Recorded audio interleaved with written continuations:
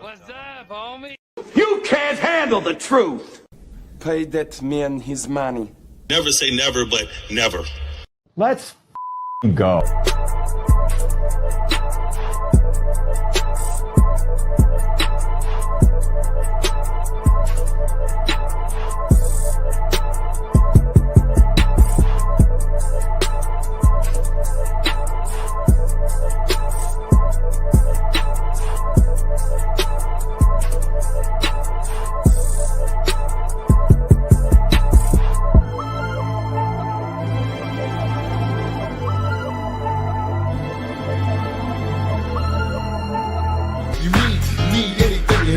Drop it off for y'all if my homies call.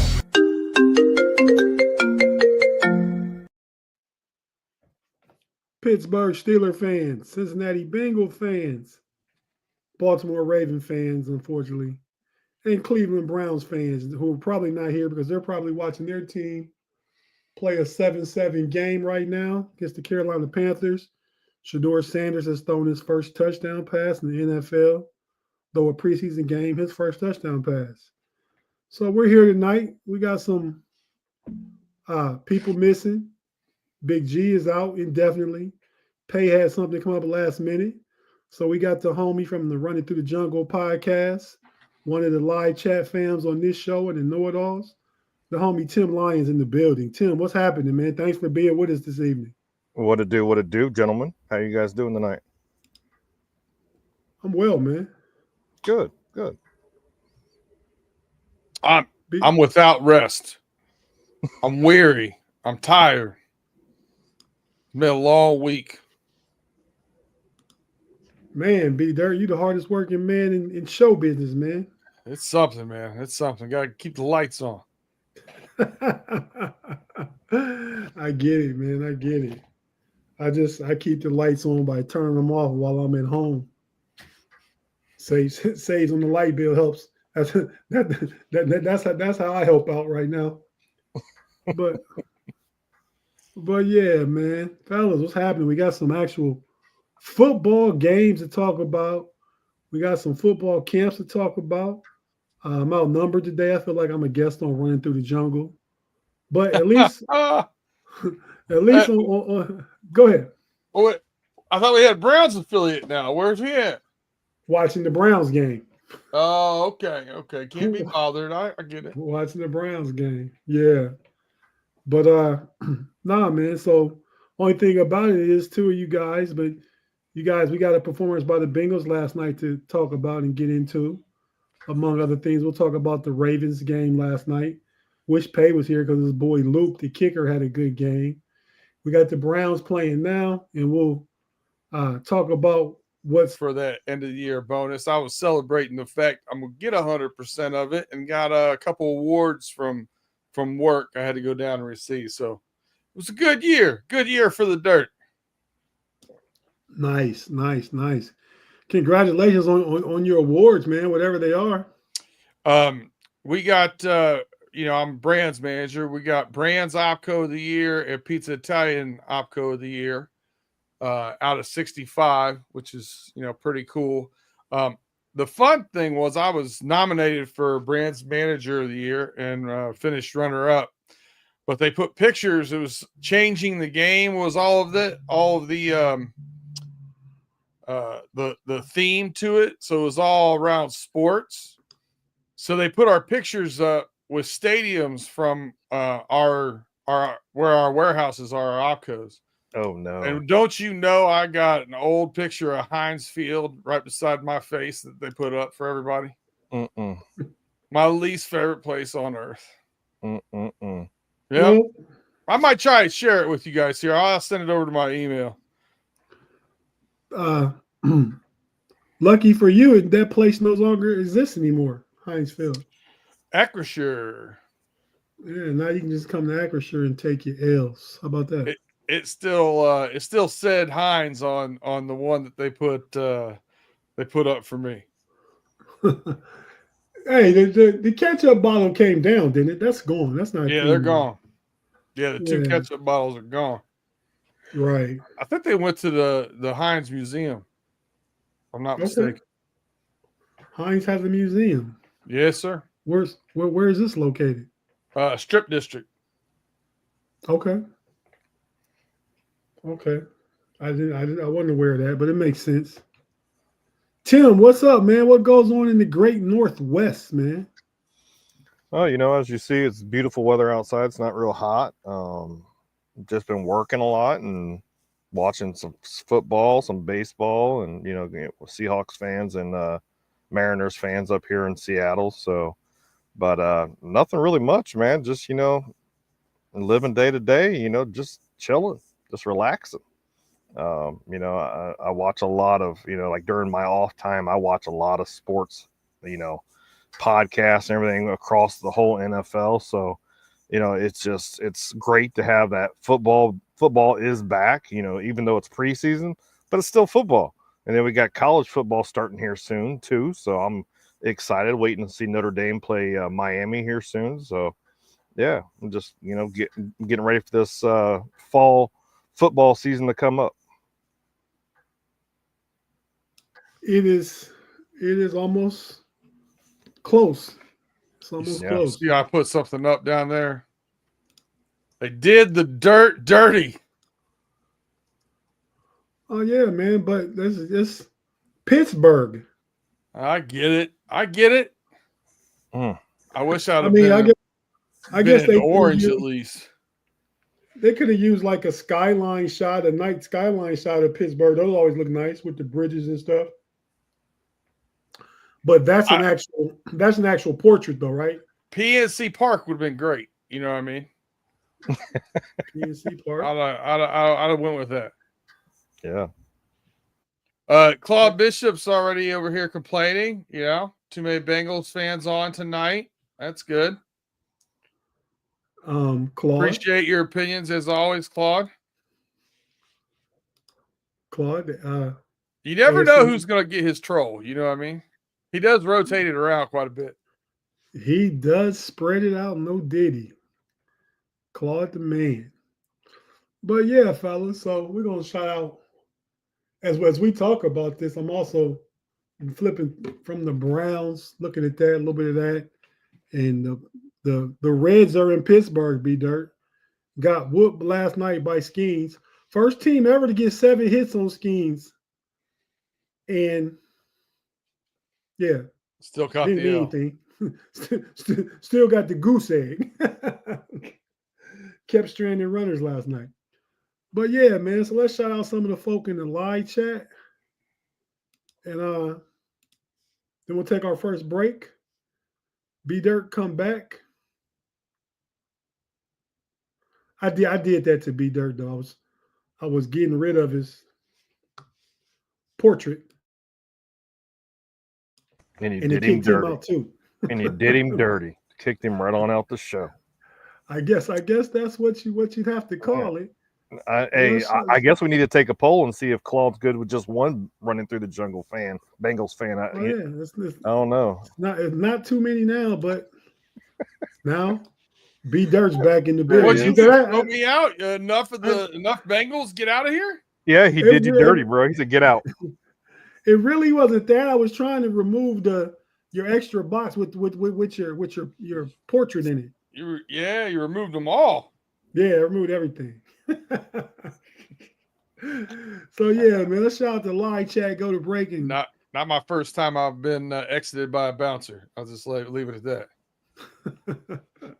the war stories from nights and life in the streets, man. I know how it is.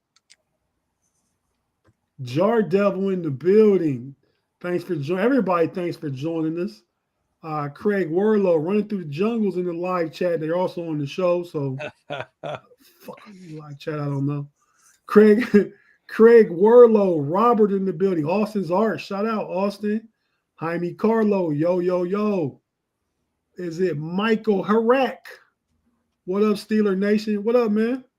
Gerald Abney. The aforementioned Gerald Abney. Shout out, Gerald. What's up, man?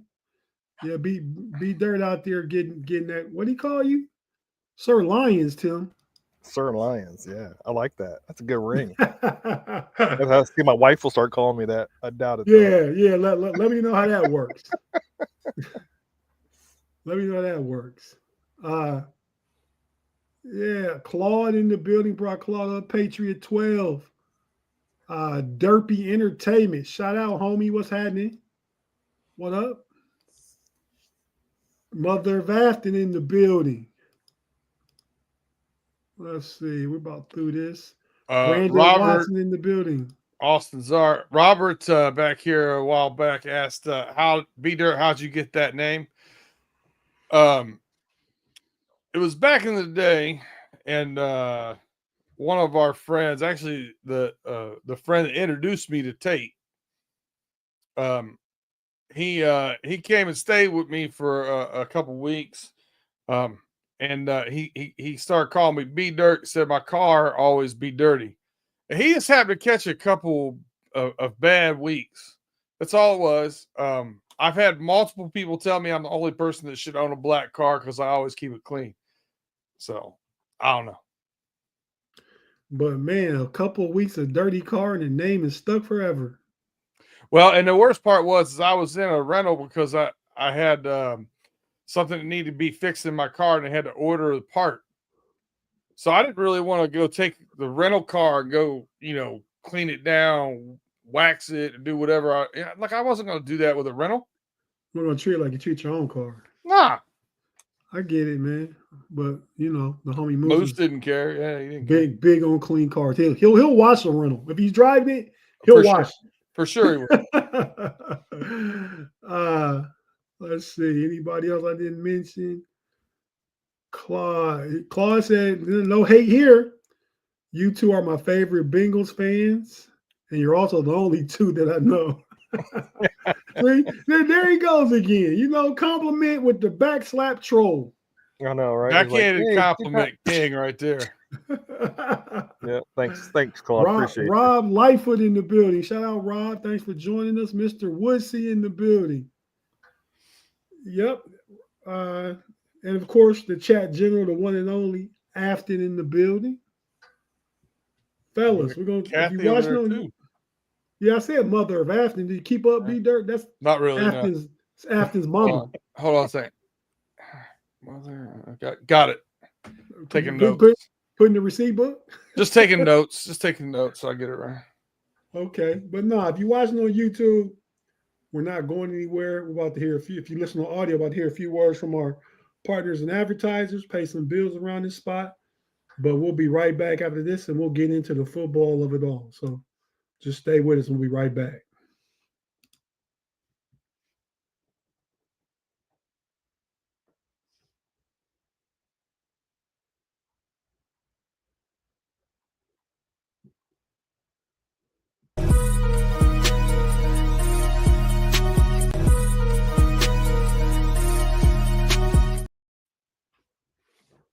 And we're back on the Friday Night Homies podcast with your boy Tate, the homie B Dirt, and his boy and our homie from Running Through the Jungle, Tim Lyons in the building.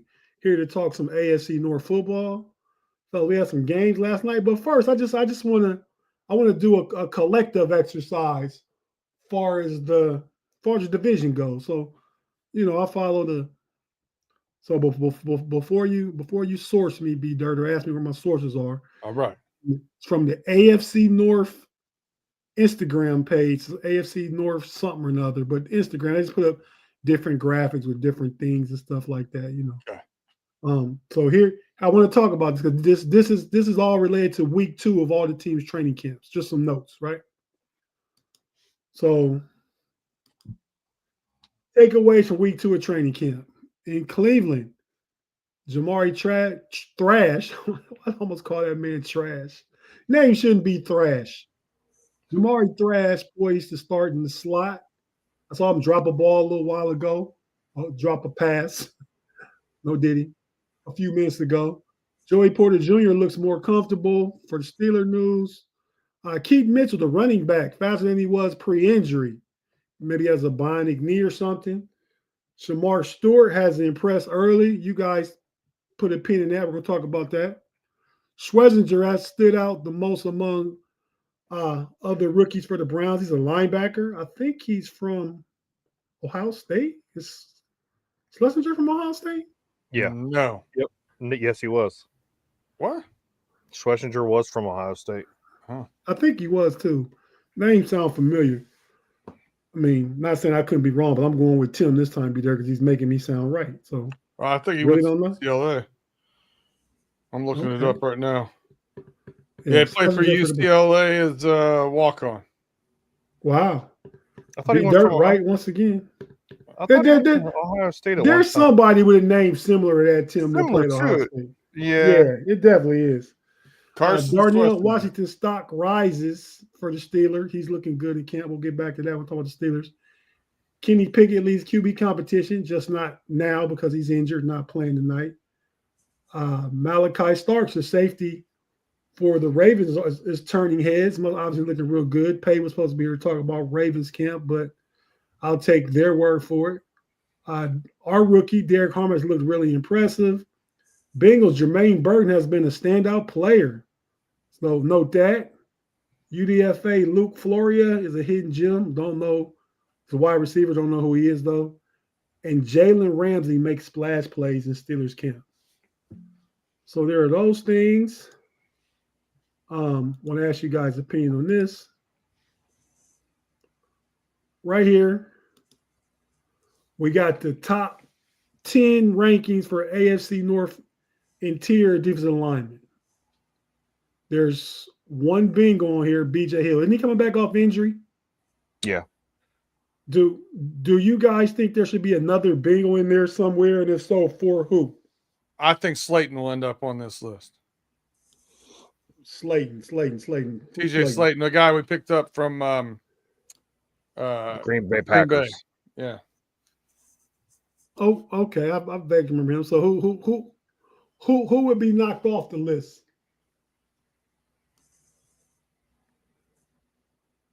I mean, the way they've got it ranked here, Broderick Washington, but they've also got rookies,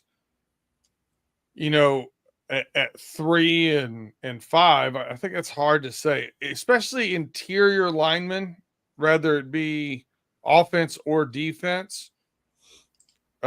There's a learning curve in the NFL. Guys are just stronger and bigger. And I you'll see splashes from both of those guys. I think both those guys are going to be very good players.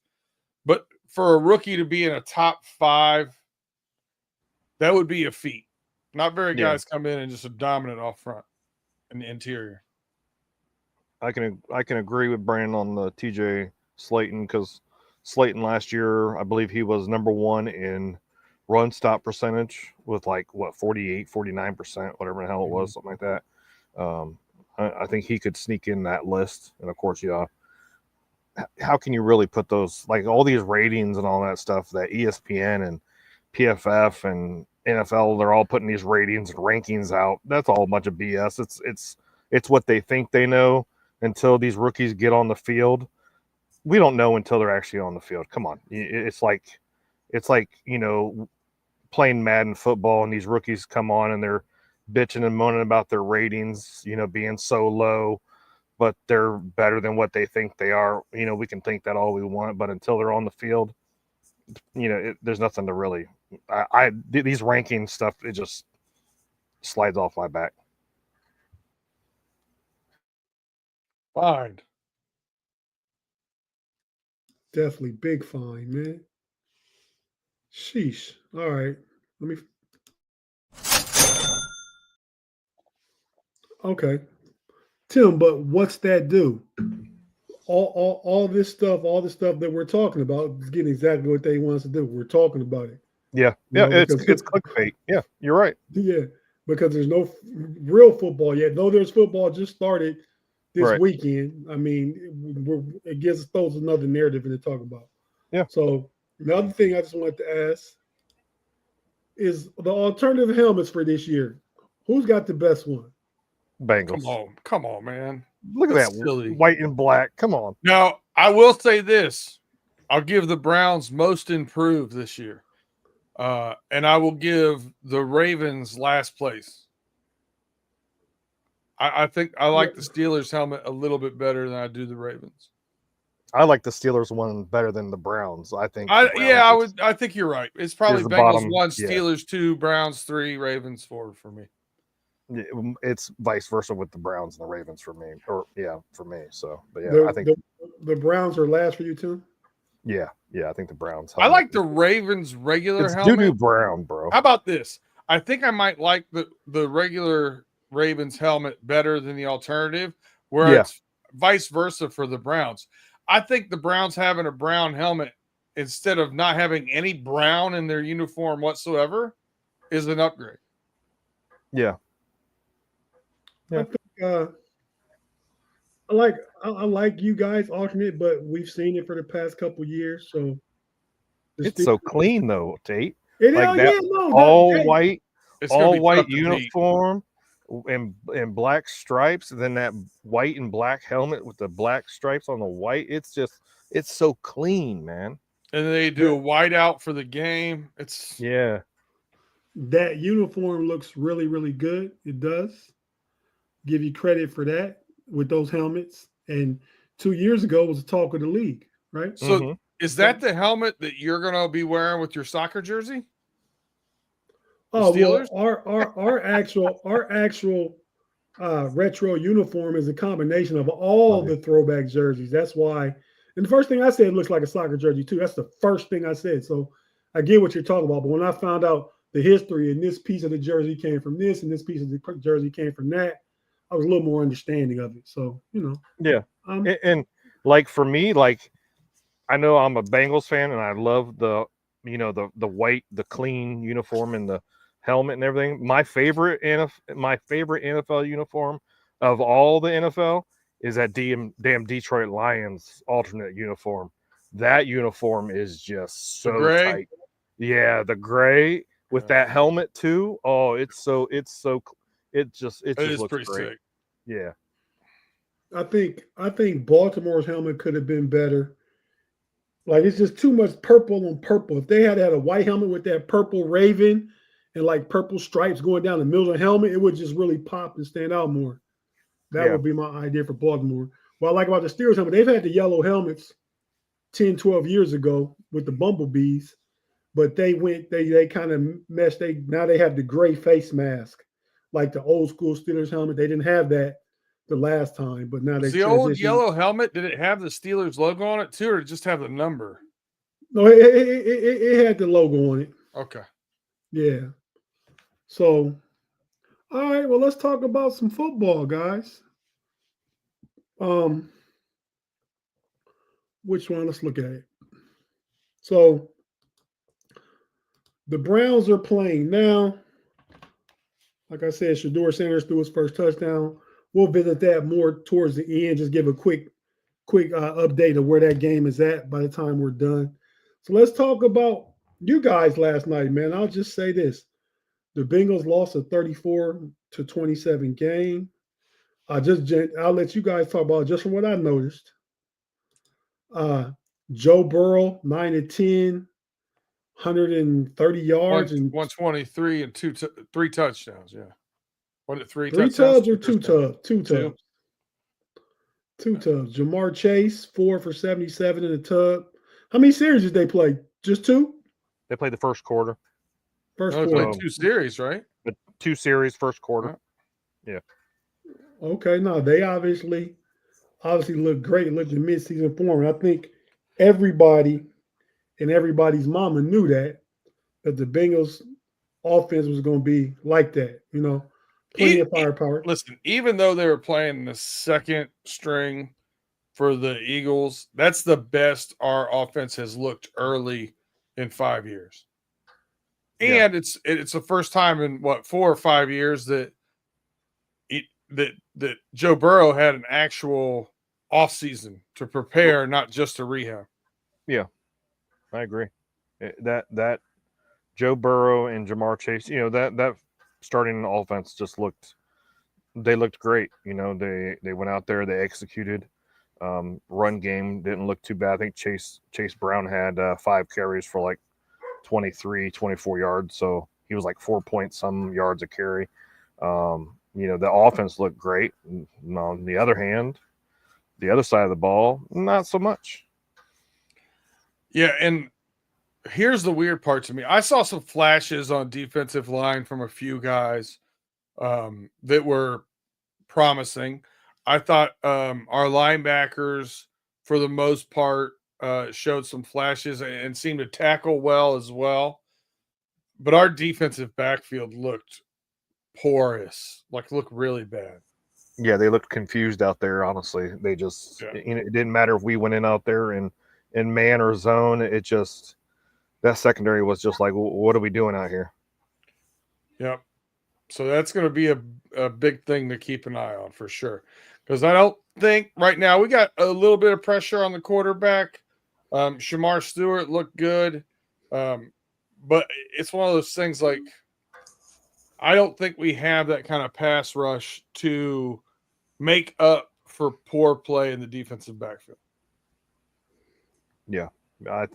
With us missing that, big piece of Trey Hendrickson, it's going to be continuously be an issue. Shamar Stewart went out there. He had a tackle for loss on a run play, which was good to see. He had some quarterback pressures, but other than that, there were some plays and no sacks. No sacks. But on some plays, he looked like he was not. He just showed up to camp this week. This past week anyway. Mm-hmm. So, it's not like he got a full reps and everything in there.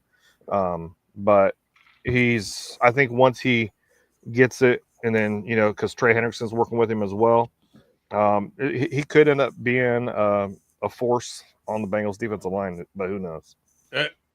If nothing else, he's going to look good getting off the bus. Yeah, he looks the part. Tate, he looks the part. We're talking about Shamar Stewart, right? Yeah. Okay. No, so just I watched the first few drives because I'm back and forth from the football and the Reds Pirates game last night. But what'd you guys think be dirt of our boy Taj Brooks when he got in? What do you think of him? I told Tim in camp they made the stylistic comparison with Emmitt Smith to Taj Brooks. And while he may look a little bit like him in pads or whatever, his running style is totally different to me. Emmitt Smith was kind of known for running between the tackles, but never really getting hit head on or hit hard. He was able to dodge and avoid the big hits. Taj Brooks out there giving out the big hits. He seeks that collision. Yeah. So I liked it. Now I liked the kind of dual threat there with Chase Brown and having that yin and yang kind of set up in our backfield. Yeah. And I think he'd do even better if we had a right guard. You know what I mean? Mm-hmm. He honestly, Taj Brooks should have actually had more yards, but Rivers, one of our rookies, came in and he decided to put his hands and hold, and 10 yards got called back for Taj after he had a great run. And like in our text messages, I told Brandon, I said, I'm loving Taj Brooks because he looks for contact. He don't shy away from it. He's out there. He wants to hit somebody. He's going to get the tough yards. Yeah, he definitely will. I think, as of right now, I think they have him listed as RB3. I think that's what they have him listed as. But I think he's going to end up working his way into RB2. And, I seen him doing some pass blocking, great pass blocking. He went out there. There was a play action, and he went out for the screen pass and caught the screen pass and got like 5 or 6 yards, whatever it was. But I'm looking forward to seeing what Taj Brooks can do in the future. Gerald Abney over here asked, do y'all feel the O-line is better? Tim, I'll let you start with that. No, like Brandon said, we need a right guard. Our guards are our problem. It's been a problem. Fairchild, we drafted. I thought he played pretty well. He did. He played even the penalty he got. I thought was a BS penalty. I thought he played well. And I thought he was more agile in the run game for sure than what we've had the past few years. Yeah. Fairchild, like I said, we drafted him. He's a piece that we're just putting into our offense. Our other guards, we got Lucas Patrick, a journeyman of guards. Sometimes he's, a Pro Bowler, and sometimes he's not. And he was just hurt not too long ago as well. So is that a piece that maybe we'll plop in there at right guard or left guard, or wherever they decide to put him? Or, we have Rivers that we just drafted also, and Cody Ford and Volson as well. But I'm not like that right guard position. It's been an issue for us for the last couple of years because we had the worst right guard in all of NFL football last year. Pass blocking. He had the worst pass blocking grade in NFL. Yeah, and now he's a Las Vegas Raider. So, we're just trying to fill in that position. But, it's the preseason, and let's see what, we got a couple more games left the preseason. So let's see how they evolve this game. Yeah, I agree with Austin's art there. I think Fairchild is a beast. I'm a little bit higher on our offensive line totally. I really think Fairchild, I think, is going to get nothing but better. Obviously, first preseason game as a rookie. I think Amarius Mims is starting to really come into his own. I think right tackle is going to be sewed up. Orlando Brown Jr. was probably having the best year of his career last year when he got injured. So I like all but one spot, but that offensive line has to work cohesively. But I think we're better. We're just not quite perfect. If you looked at the first down throw that Jamar Chase caught on the right sideline, the right guard missed a swim move, a complete whiff, but Joe Burrow is able to cover that up. Gets the ball out on time. Yeah. And then that touchdown pass to Jamar Chase too. Blitz was coming in and nobody blocked him, and Joe Burrow just did what Joe Burrow does and got that ball out to Jamar, and Jamar, it was done. Yeah. Gerald Abney says, "Yeah, Mims was catching bodies out there." And big boy, huge, big boy.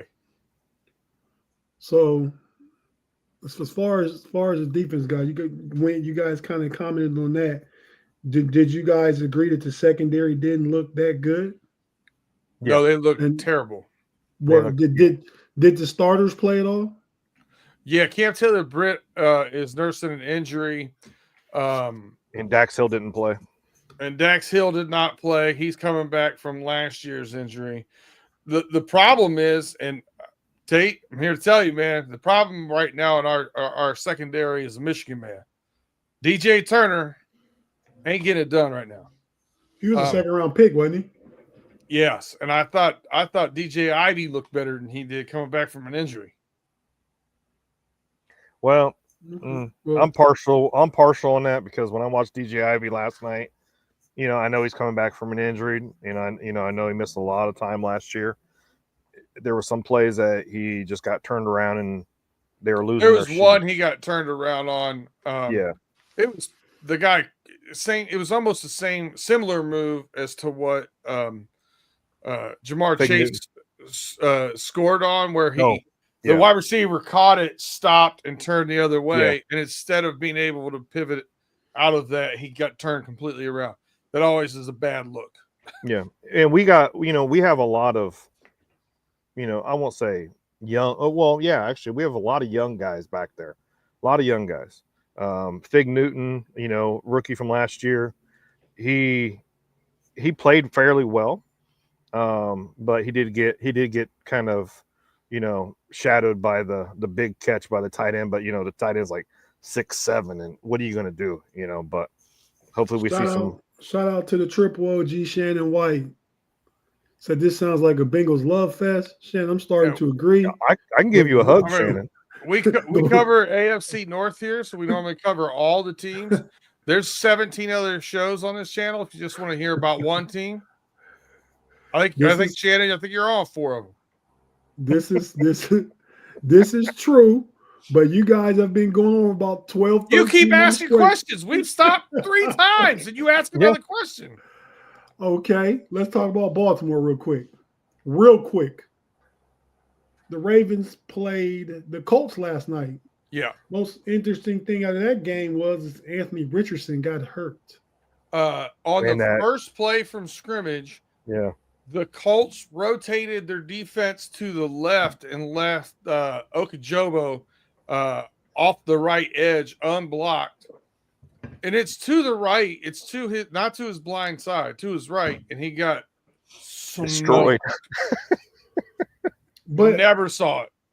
I heard the tight end and the tackle did the right thing. Like he was just supposed to get rid of it quick. Like he made the wrong read and took a hit because of it.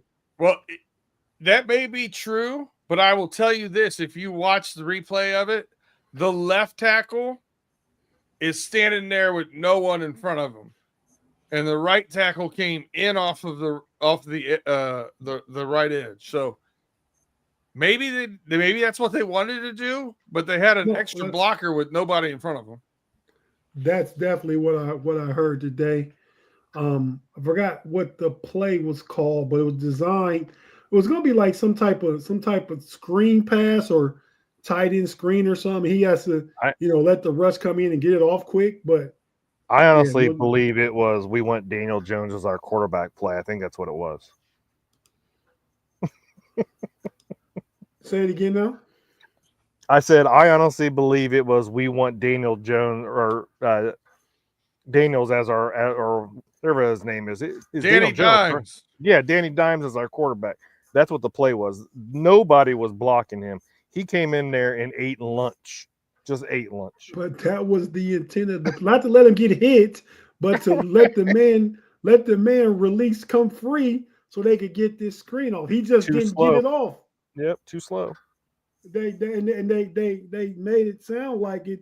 He wasn't reading the defense properly or was running the wrong play in his head or something. I don't know, but the blame I believe is on the quarterback from what I've read and heard today on different outlets and stuff. Mm-hmm. But yeah, so I was most impressed with since Payne's not here. We're not gonna stay long on the Ravens. No, did he again? Wow. Since Payne's not here, we're not going to talk a lot about the Ravens. But their kicker, Loop, I feel like he had a good game. He had like a 57-yarder. He missed one, but he came right back and nailed the next one. What was the final score of that game? 24-16, was it? Yeah, something like that. I got it right here. 24-16. Yeah, so I think the Ravens defense looks really good. Early they looked really good. I mean, they put Richardson out. They didn't really give up a lot. I mean, I think in the Colts got one of their touchdowns in the third half. I actually have a cousin that plays for the Colts, undrafted free agent, number 35.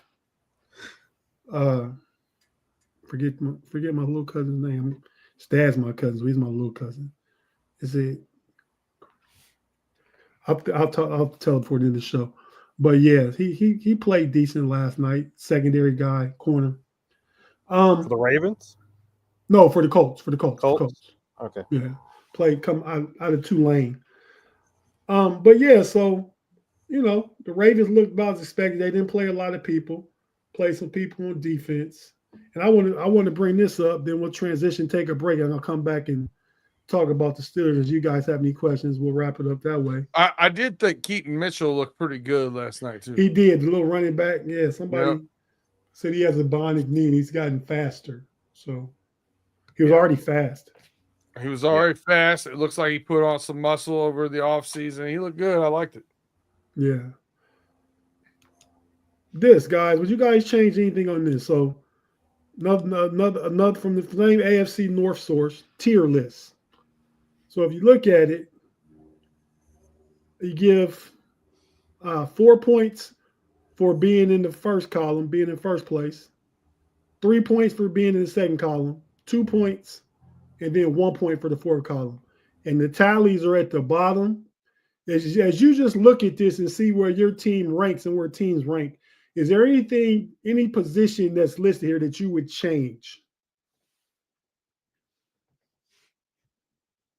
Yes.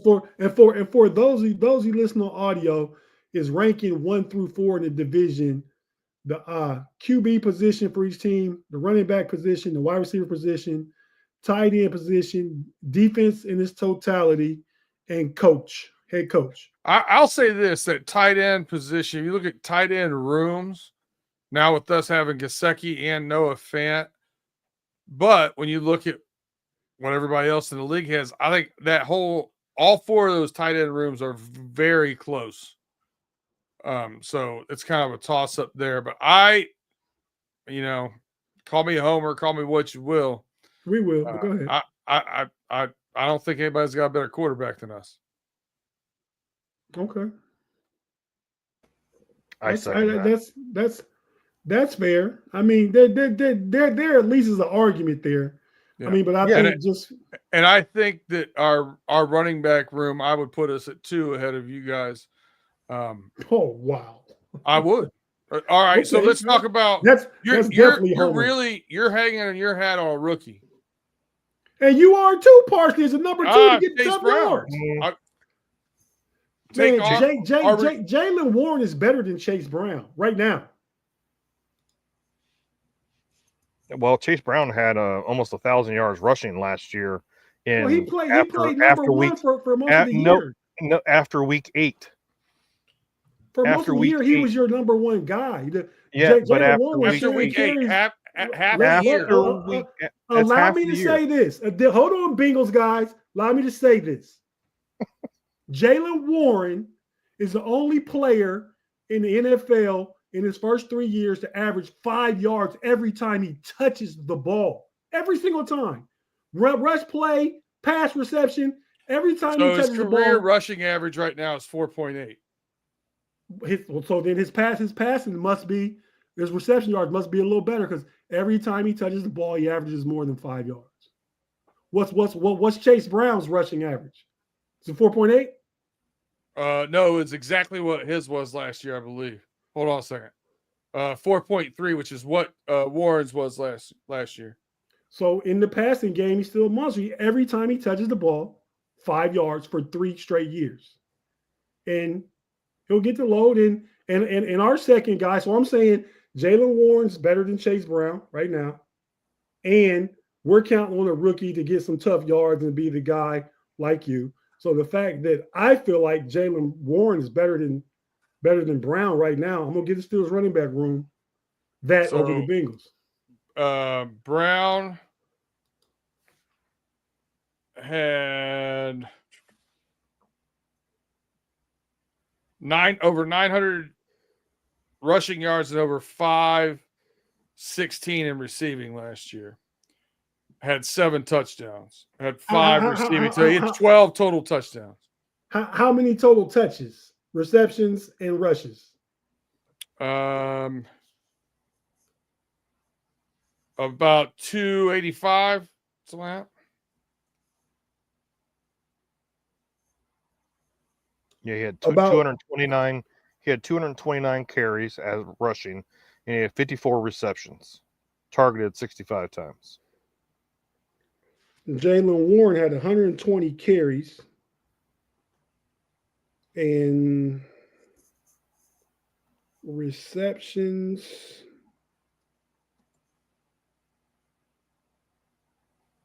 I'm not finding the receptions. Okay, 38. So 120. I would just say this: 158. It's not clear cut.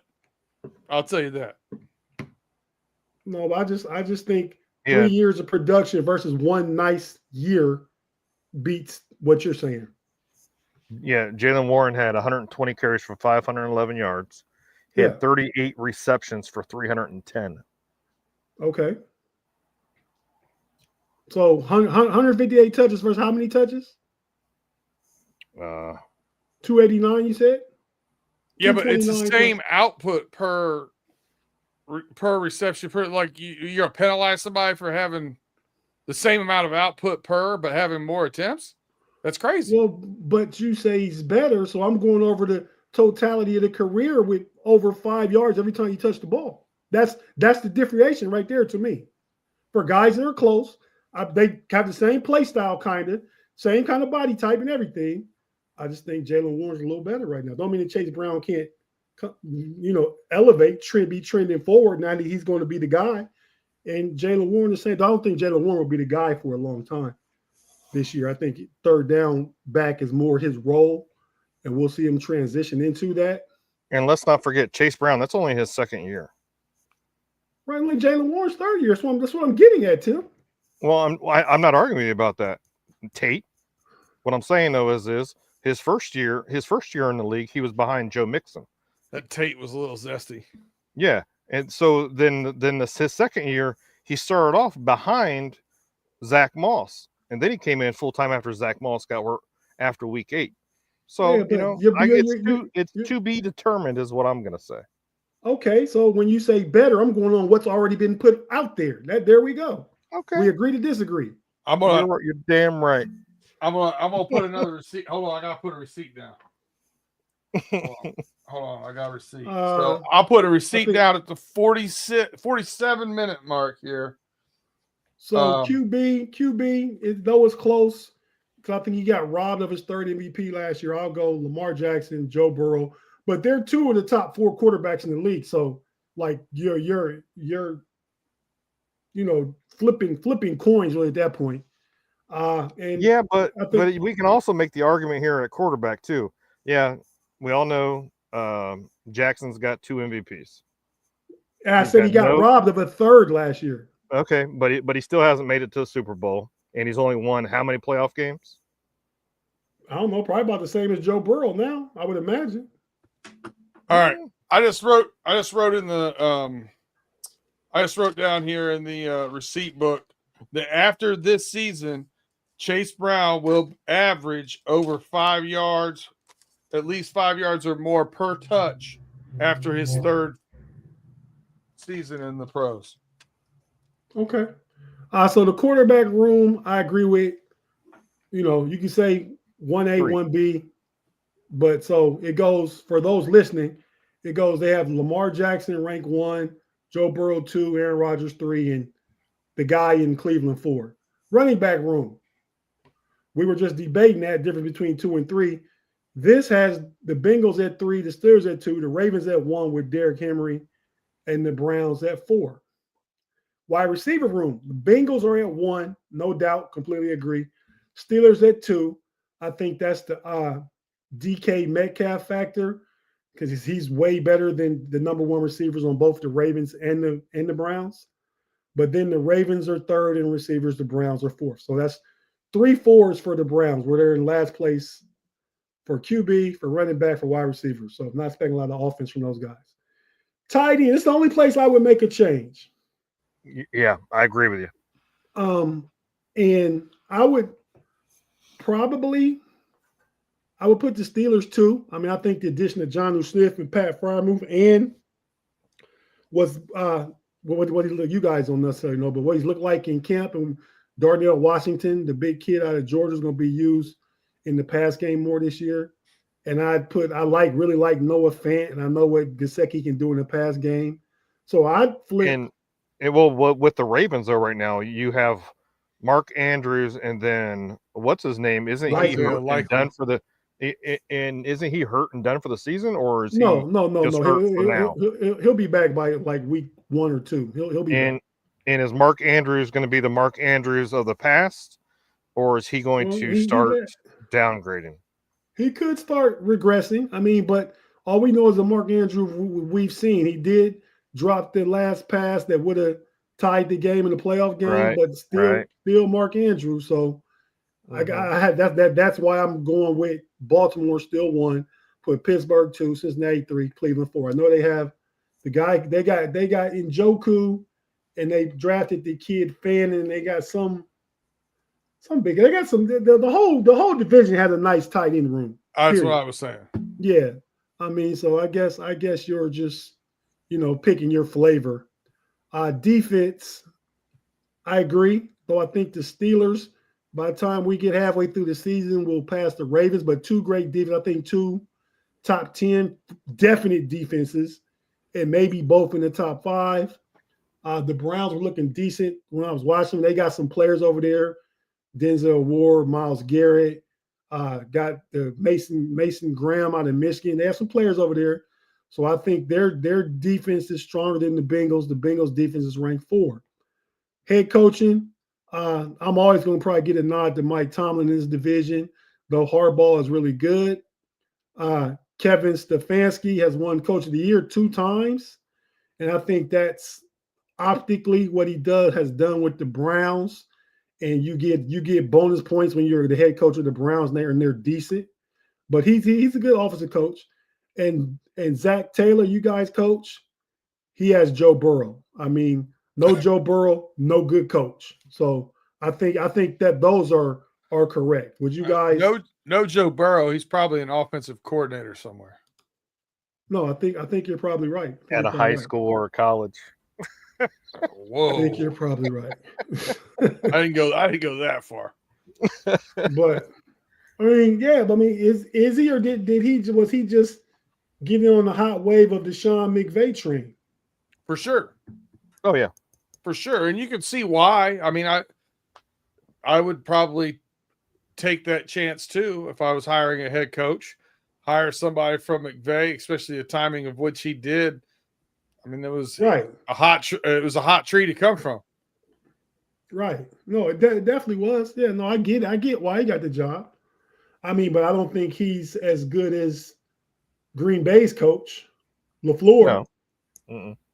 I mean, same kind of coach. I'm just saying that he's done it consistently with Jordan Love versus this guy. I don't think he could win games without Joe Burrow.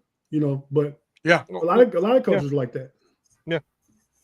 Okay, so now let's talk about the Steelers. You guys got any Steeler questions real quick? So just to make it fast and easy, no Diddy, but still. Question.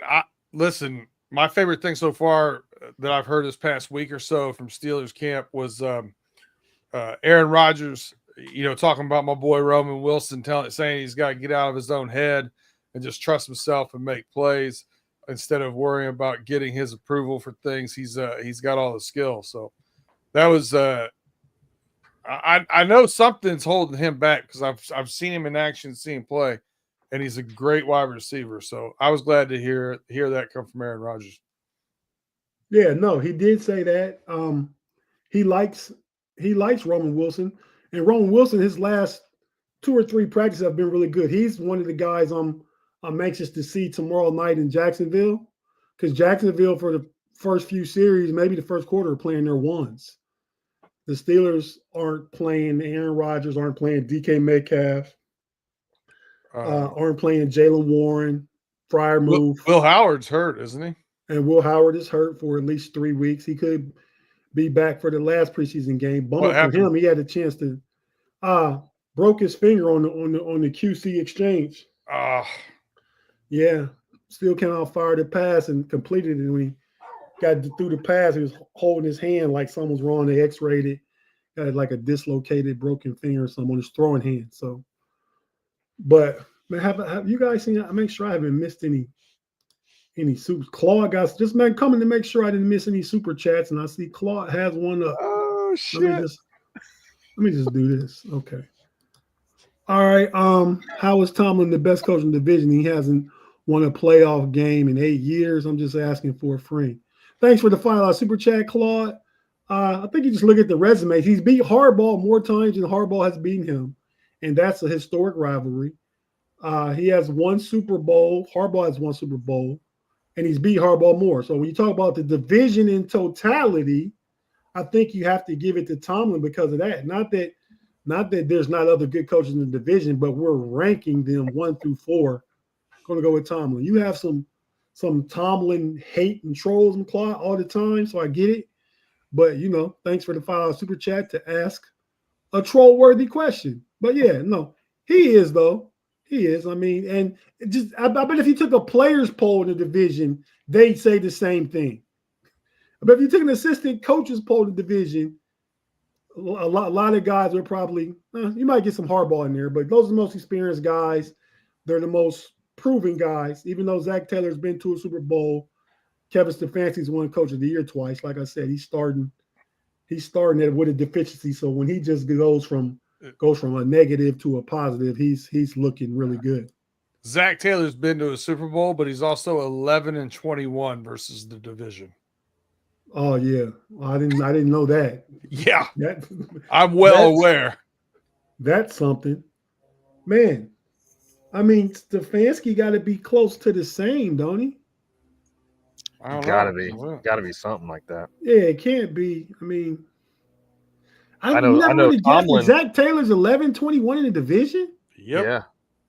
In 4 seasons, then. In like the last 3 or 4 seasons, 5 seasons.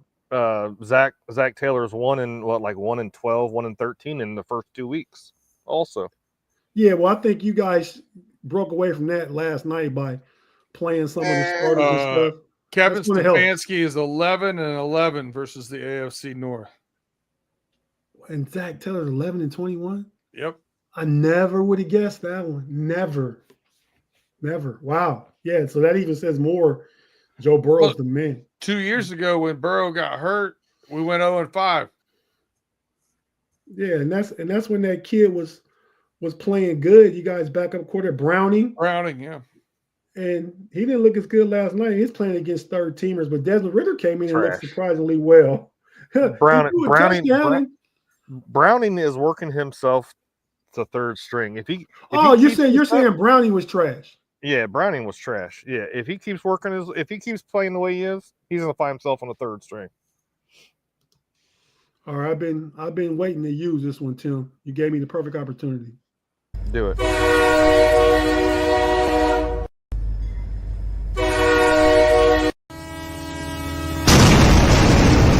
Let's go. Let's get this train back on the tracks. We're not back on the Bengals.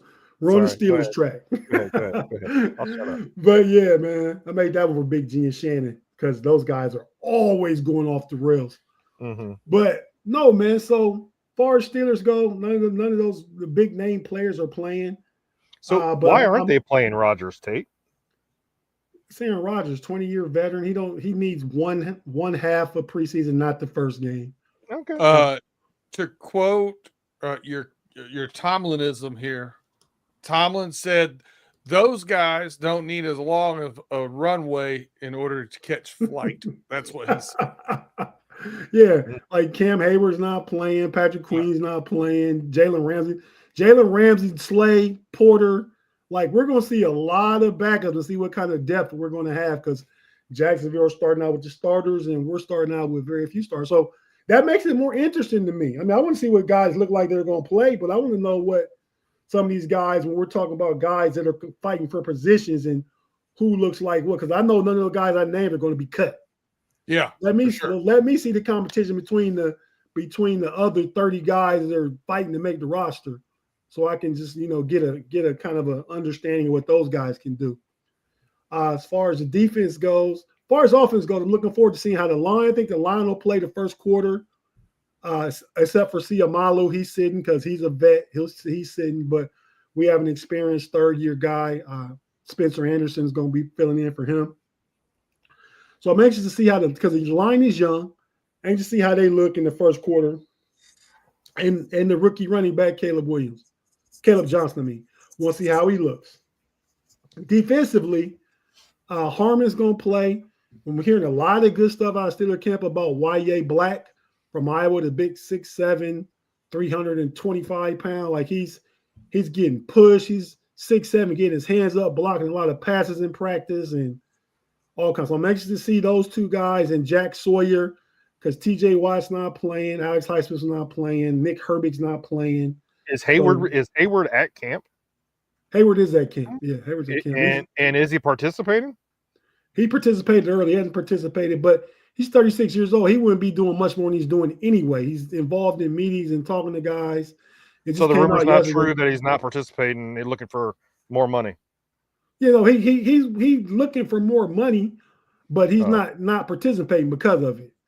All You right. know, so yeah, and he's grossly underpaid. And I'm glad you brought that up, Kim. Because I'll just briefly talk about that.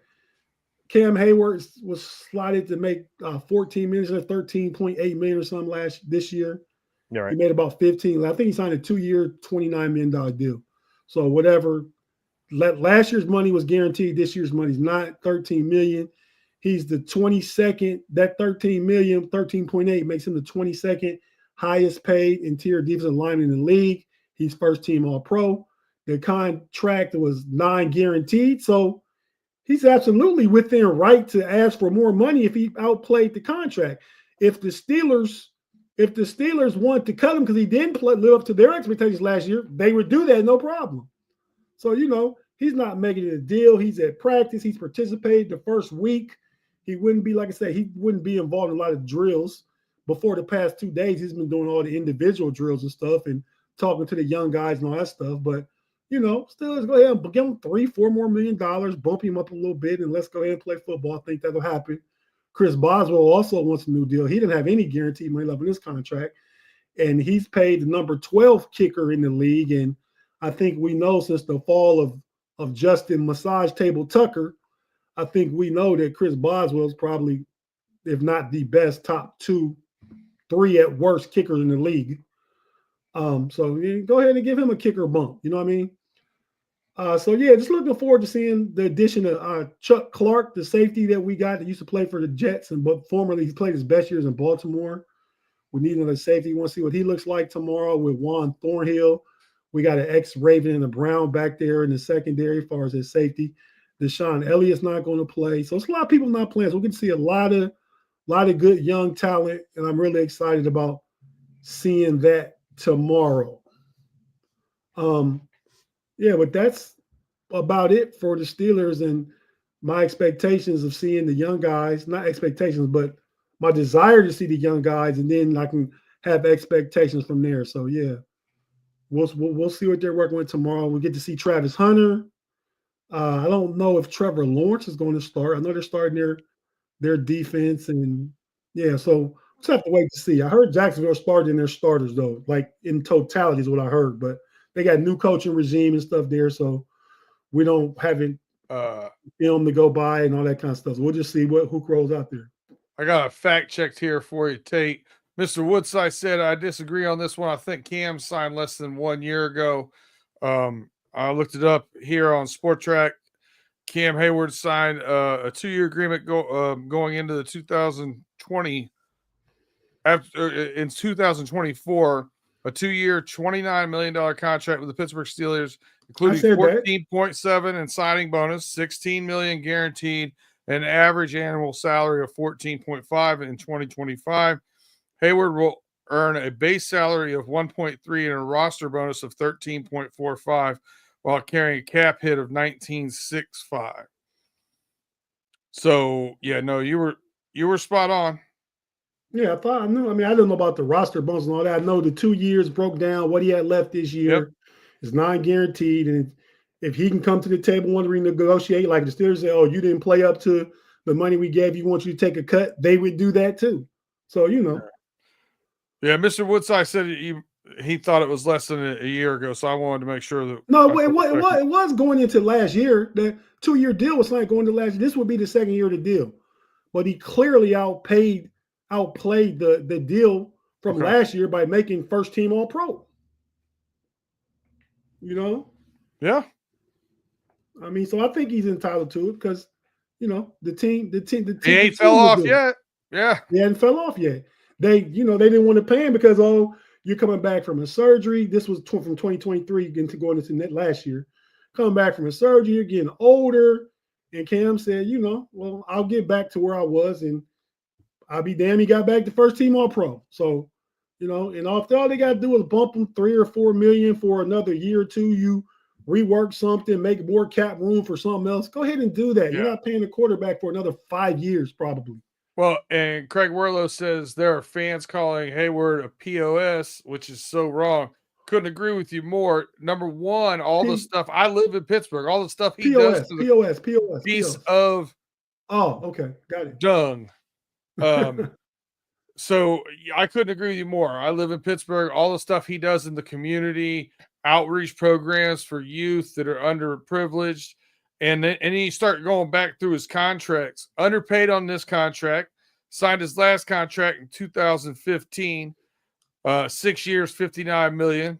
Underpaid on that contract. Like this is a guy. His first rookie contract, 4 years, $6 million. This is a guy that's always taking a team-friendly deal and does a lot in the community. I agree with Craig Werlow on this one. And that's me sticking up for an Ohio State Buckeye and Steeler. It's a good dude. Yeah, no, I agree with you. Shannon says slippery slope.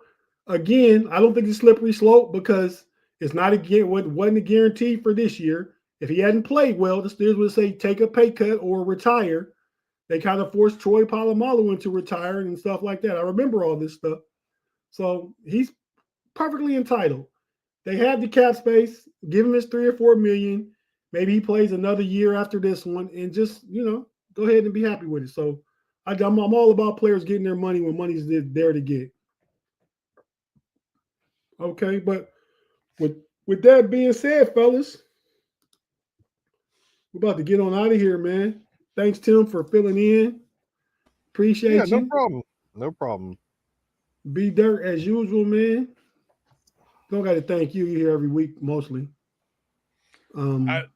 Listen, man, if we have Tim on, I might take the night off from now on. I don't want everybody in the chat fam over here to get butthurt because there's 2 Bengals fans on here outnumbering the Steelers fans. Right, and you know what? Tate called real me. Snowflakes.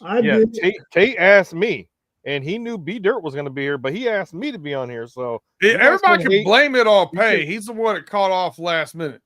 Good to see you too, old Mama Ford. Nice to see you. Tim Claude says honor your contract. I don't have a contract. I never signed a contract in my entire podcasting career yet.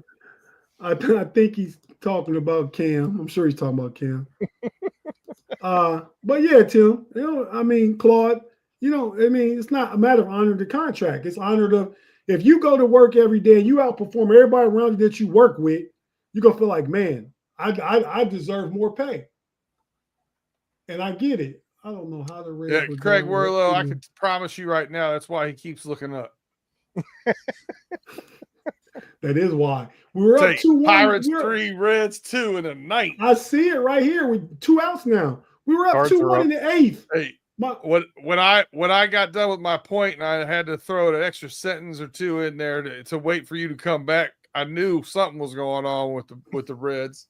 You weren't not paying attention to me for the Browns. I knew that much.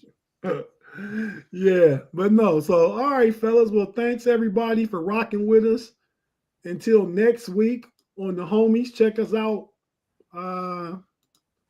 Sunday on the Know It Alls podcast. Be sure to tap in and join us. We'll be having some stuff to talk about. I'm not sure what exactly yet, but it'll be fun. It'll be sports related. It'll be all over the place, maybe. Who knows?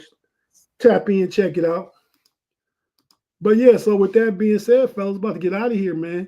If you guys can go real quick. Your Mount Rushmore of Bengals players. Four guys. Tim first. Best or favorite? Well, Tim, do your favorite. Mine's gonna be the best and the favorite. Okay. Is gonna be Anthony Munoz is number 1. Yeah, that's your number 1 favorite Bengal of all time. Okay. And let's see here. Number 2 would be Corey Dillon, one of my favorites. Number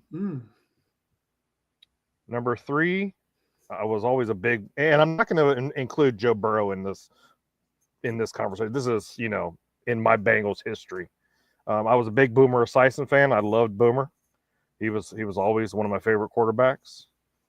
And number 3, who's no longer a Cincinnati Bengal, he just kind of fell off the face of the earth one day because he had a back injury. He never returned back to the Cincinnati Bengals. Geno Atkins is my number 4, is my defender. Wow, Geno Atkins makes the list. Okay. So I think you probably got one of who Tim has, B-Dirt. One of his three is on your list. Just Anthony one. Munoz is on my list. That's Yeah. one. Yeah. And guessing not Boomer. I'm going straight favorites. Okay. Anthony Munoz 1, James Brooks number 2. Like Brooks. Well, yeah, I'm just putting guys on. I'll say the best for last. I am putting Joe Burrow on at 3, and my favorite Bengal of all time, David Fulcher. There it I knew is. that was- I was waiting for that. I think with the Steelers, you almost have to do favorites for Mount Rushmore. too You many get great 4 players, guys. yeah. I mean, Yeah. so my favorites would be Rod Woodson 1, Lynn Swan 2, probably Big Ben 3, and 4 would probably be the bus. It's just off the top of my head.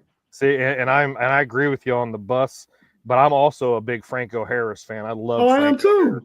Loved I am Franco. too. He's a great guy. I've met him, and he's a great guy. I love Franco Yeah. Harris and Jerome Bettis. Of course, he's a Notre Mel Dame alum. Blunt.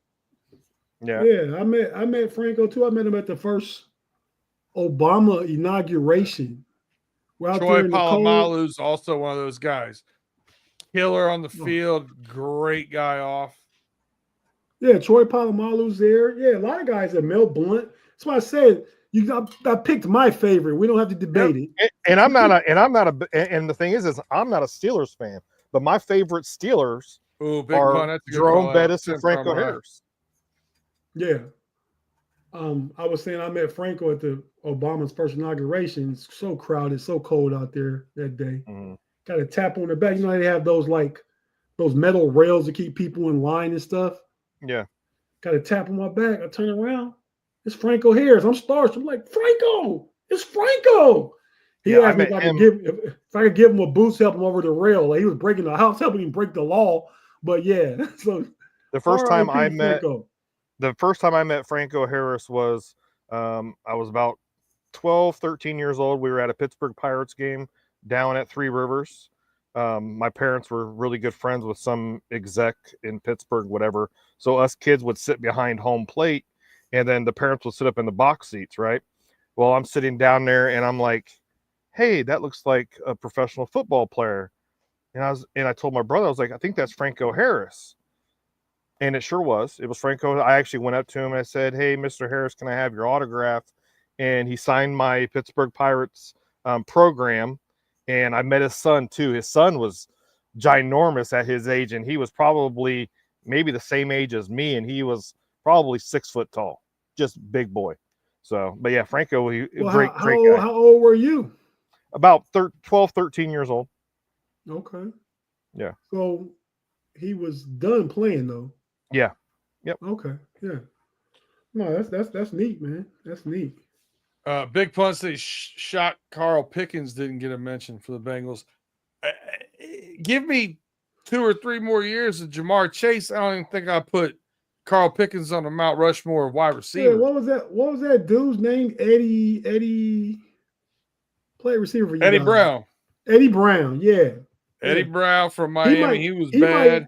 He might have Carl Pickens. But Carl Pickens had a couple good years. Well, I'd have Eddie Brown. I would have AJ Green, Chad Johnson, 1, 2, 3.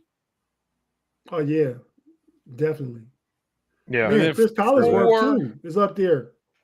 4, you could make an argument for Collinsworth or Pickens or whatever, but I think it's going to be Jamar Chase when it's all said and done. Oh yeah, it will be. It will be. T. Higgins might be on there too. Excuse me. Isaac Curtis is a good call upon. Yeah, good call. Yeah, man. Claude said you guys are both undercover Steeler fans. Hey, Well, Tim, I grew up. So my stepdad is a big Pittsburgh Steelers fan, big Pirates fan. He loves Ohio State football. We had friends and family of his that lived in Pittsburgh, so we spent a lot of time in Pittsburgh going to the games, and I never have been a Steelers fan. So it's just something that you live, you grow up with, but it doesn't mean that I had to hop that bus with them. So, but yeah. Right. I get it. But yeah, so with that being said, we can talk forever. Yeah. We'll have one of these topics again another week where we can continue on with Mount Rushmore as a position. So I thought that'd be a different thing just to say. So that's the Mount Rushmore of whatever. We can just be Dirk come here one day and say the Mount Rushmore of sandwiches. And pick all your 4 favorite sandwiches, man, whatever we want. Last year, didn't we do tailgate Super Bowl foods? food. Top Yeah, 5 tailgate Super Bowl foods, yeah. Yep. That was fun. And we did the top Super Bowl shows. Yep. Halftime shows. So yeah, with that being said, everybody, thanks for joining us. Until next Friday on here. Go ahead, B Dirt. Shout out, plug, running through the jungle real quick. Run through the jungle. Sometimes it's on, sometimes it's not. It's just a guess. But hit the notification and you'll know. You'll know if you hit that notification, you'll get notified as soon as we go on. Listen, we'll get back to normal. I was out again this week. We have That's what he said a couple weeks ago too. But We'll be the back to problem normal. is, listen, I'll let everybody behind the curtain. The problem is Tim and Justin were able to run the old platform. The I new was not. platform. Oh yeah, you're right. The new platform, I don't even know how to run it. So it's just kind of a guessing game right at the moment. We're figuring it out. We're going to have it done before the season. We'll be good to go. Maybe. There you go. And with that. Oh, Big E Yeah. Brocco. Hold on a second. You got a good one. He said, running through the jungle is like the Bengals. Sometimes I hit, most of the times they don't. Sometimes they hit, most of the time they don't. True It's story. like our defense. You never know what you're going to get. Like a box of chocolates. And with that, guys, we're out. Let's go. Mamba out.